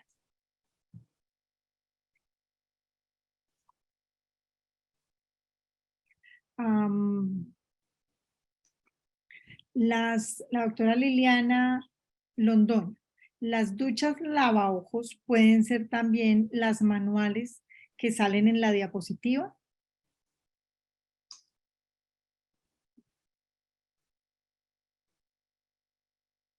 ¿Cuáles manuales que salen en la diapositiva? La siguiente diapositiva debe ser los kits de estos, kits portátiles de lavavojos. Ah, sí, es que son los kits portátiles. Este es el kit portátil, kit lavabo portátil. Importante dónde están ubicados porque como son portátiles está aquí, pero mañana está allá. Entonces, no sé al fin dónde está. Entonces, ubiquémoslo en un sitio, de allí no se mueve, sino cuando se vayan a utilizar. La doctora Lubdiestela Londoño pregunta, ¿los extintores Solcaflan blancos no están en uso para el laboratorio? No los vi en la diapositiva. De acuerdo, doctora Lubdi. El país hizo un acuerdo y pretendían eliminar los extintores de Solcaflan antes del 2020 por el efecto que tiene sobre la capa de ozono. Los extintores multipropósito, ¿de qué color son? Los ABC son amarillos. Pero, ¿puedo hacer una recomendación, doctora Marta? Doctora, por favor. Verifiquen con su experto en seguridad y salud en el trabajo qué extintor usar. Los extintores de polvo químico seco pueden ser muy buenos, pero lo que toquen es corrosivo y lo daña. No es recomendable para equipos. Los extintores de CO2, los rojos, requieren especificidades para su manejo. Tiene mantenimiento recambio cada 5 años y mantenimiento cada año. Verifiquen con ellos cuál sería su mejor opción de sistema contra incendios. Normalmente estas empresas que hacen las instalaciones de estos equipos, estos extintores, ellos hacen inicialmente un diagnóstico digamos, de los niveles de riesgos y de las ubicaciones donde van a estar estos extintores, y de acuerdo a eso son las recomendaciones de cuáles son los que se deben colocar en cada caso. Algo que se me había pasado decirles que es importante, que a veces me preguntan, y es, y bueno, ¿y con qué voy a limpiar los equipos? ¿Con qué limpio los equipos? Ya sabemos que con cloro no, porque el cloro es corrosivo para limpiar los equipos biomédicos. Entonces, ¿con cómo debo yo limpiar los equipos? Mire, la respuesta es fácil. Los equipos, usted los debe intervenir en su limpieza y su asepsia de acuerdo a las condiciones del fabricante. ¿Cuáles son esas recomendaciones que le da el fabricante? Esas son las condiciones que usted debe tener en cuenta, esas recomendaciones para con ese tipo de sustancia, desinfectante, etcétera, que le recomienda el fabricante, hacer la limpieza en el tiempo, incluso frecuencia sugerida también por el fabricante. Entonces, para que lo tengamos en cuenta. En el cuarto de almacenamiento de residuos, ¿es necesario tener congelador para los residuos anatomopatológicos? La norma en la resolución 1164 nos pide ese congelador. Pero en el laboratorio, por ejemplo, bueno, nosotros no manejamos anatomopatológicos en el laboratorio, pero ya en muchas ciudades veo que no es tan exigente este tema, sino que utilizan unas sustancias gelificantes antes, previo entrega al proveedor externo, al gestor externo. La doctora Sonja Liliana, acerca de si tener dos tipos de extintores. Por eso, doctora, la recomendación es con su experto en seguridad y salud en el trabajo que definan qué tipo de extintores. Y para el uso de equipos electrónicos, realmente ABC no es la recomendación porque son corrosivos. Usted apaga el incendio, pero acaba con el equipo. La doctora Nora Isabel Rueda dice que en algunos sitios los grupos de bomberos prestan ese servicio de asesoría y capacitación en el manejo de extintores. No hay más preguntas, doctora Marta. Bueno, no sé, faltan todavía 15 minutos. Tenemos todavía 15 minutos. Alguien preguntó acerca de poner nuevamente el formato para control de ducha, ducha de emergencia y lavaojos, doctora Marta. Ese documento estará en el Drive, ¿verdad? Sí, yo apenas terminemos la clase, yo lo cargo al Drive, junto con la presentación y junto con el taller. Sí. La doctora Mayra Contreras pregunta, ¿los indicadores de gestión interna lo exigen? ¿No es clara su pregunta? Sí, sí, claro. La 1164 nos pide indicadores de gestión interna de residuos. Eso se lo van a pedir, claro que sí. Como todo lo importante en la organización tiene que ser medido, controlado, con seguimiento y evaluación. El doctor Álvaro Pombo. Si ya se cuenta con formato de verificación de duchas, ¿se puede mostrar para comparar aún? Ay, sí, excelente, claro que sí. Como dice la doctora Emma, un espacio de construcción colectiva de conocimiento interesante. Compromiso suyo, doctor, que lo traiga para que nos lo muestre, nos lo presente y nos lo comparte. O si lo remite en este instante, Doc. Mejor todavía, si Lo tiene la podemos posibilidad. compartir y le abrimos el audio, Doc, si lo tiene disponible. Sí, yo dejo de compartir para que él pueda entonces. Pregunta, ¿cada cuánto, la doctora Karen Vitola, cada cuánto se debe hacer la caracterización de aguas residuales? Eso se tiene que renovar anualmente, mínimamente. La doctora Jaycee Suárez, ¿qué otro inactivador recomienda aparte del hipoclorito de sodio en el laboratorio clínico?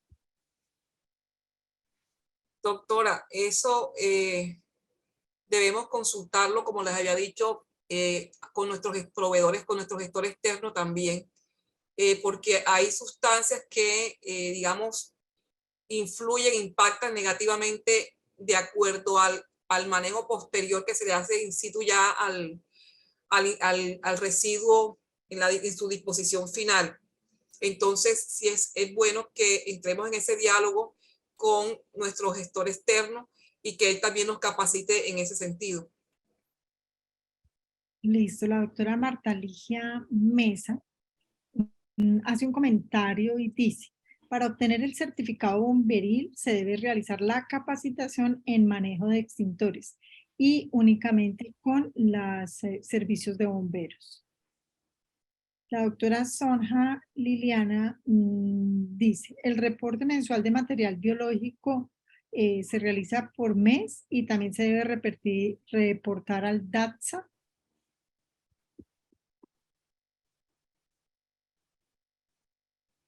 El doctor Álvaro Pombo. Comprometido doctor Álvaro Pombo para tenerlo disponible para la próxima agenda y poder compartir esa herramienta.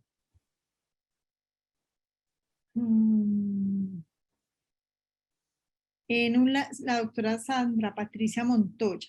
Se puede usar en un laboratorio pequeño una llave push. No entiendo la segunda. ¿Para lavaojos?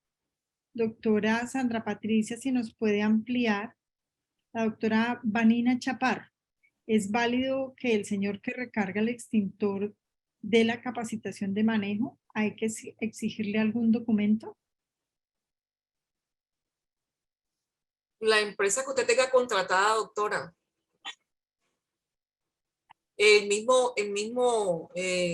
la misma ARL, también le brinda esa capacitación. Importante tener en cuenta la verificación de las camisas del extintor. Ellos tienen un número allí y unas fechas que son importantes verificarlas. Eso para verificar en la capacitación con bomberos.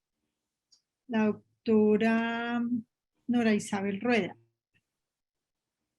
¿Sabe si es permitido el uso de gorros de tela antifluido o se requiere que sean desechables? En el laboratorio usar gorros de tela, Ujú. no, desechables.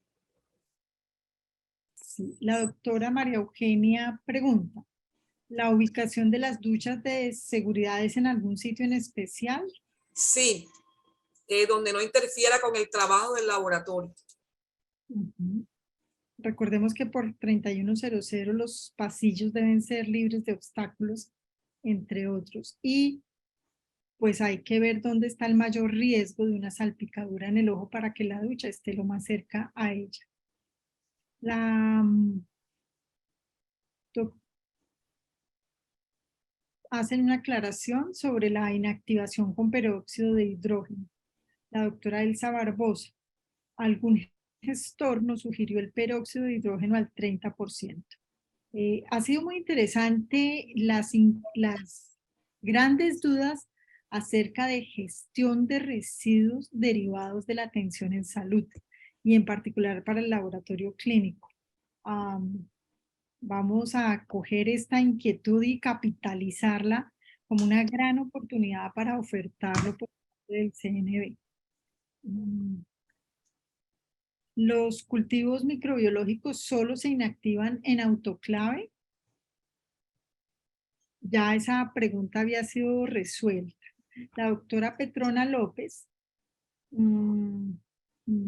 dice, las ARL tienen personal bien capacitado y dan Así es. capacitaciones muy buenas en el manejo de extintores y sustancias químicas. El doctor Andrés Felipe Ortega, lo ideal es que sea desechable. Hablando de los gorros, me imagino es la respuesta del doctor Andrés Felipe. Lo ideal es que sean desechables, todo el material, pero por costos, esto no es fácil de llevar a cabo.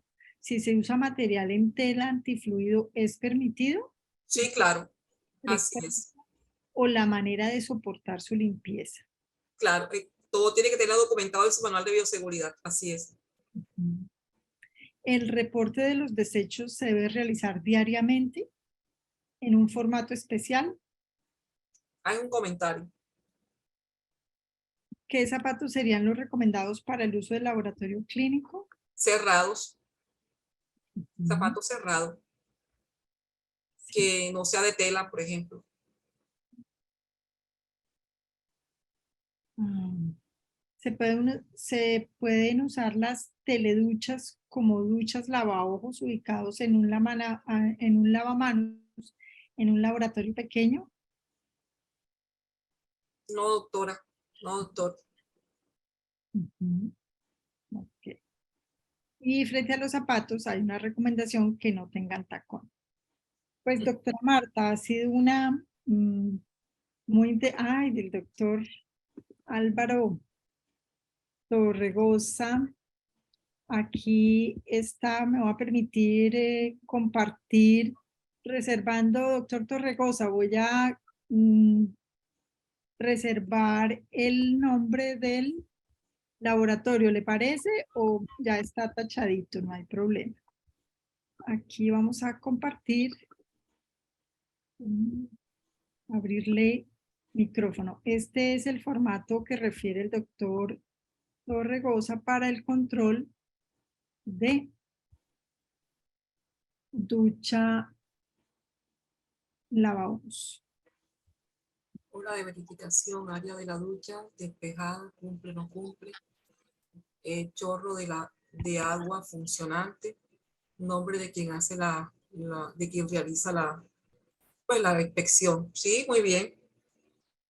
Me parece muy bien. Doctor Álvaro, su micrófono está abierto. Hola, buenas noches. Cordial Buenas saludo a noches. todos. ¿Cómo está, doctor? Muy bien, Gracias por gracias. participar en la actividad. Gracias.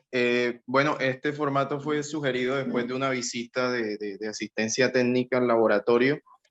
Y bueno, pues los ítems básicos que sugirieron fue como área despejada y